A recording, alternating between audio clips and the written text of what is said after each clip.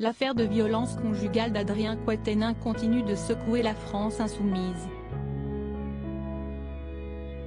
Après les messages de soutien très mal perçus venus de Jean-Luc Mélenchon et l'exclusion temporaire du député de son groupe parlementaire jugée insuffisante, siesti autour des militants insoumis de hausser le ton contre la direction de leur parti.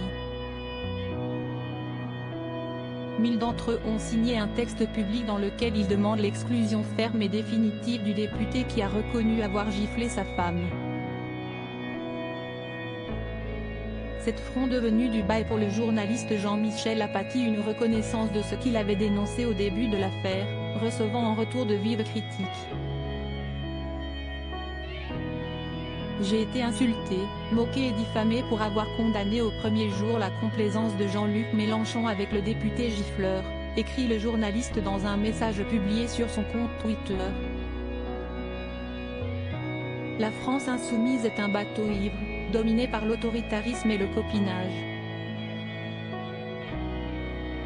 Le contraire de la modernité. Étonnant, non? Roussel, Le Maire, Bachelot, Pressès.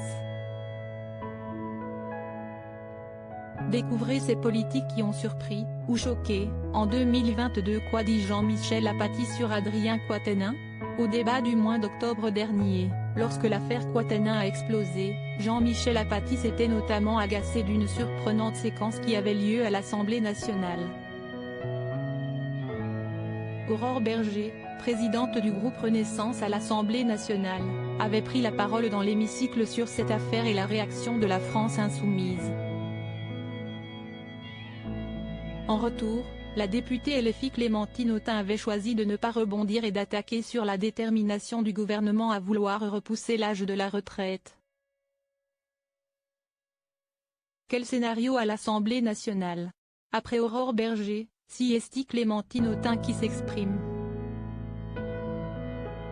On l'attend sur la gifle d'Adrien Quatennens, elle parle de la retraite, avait alors dénoncé Jean-Michel Apathy sur son compte Twitter. Elle n'assume pas la défense du gifleur. Quelle défaite pour la France insoumise. Crédit photo, Cédric Perrin.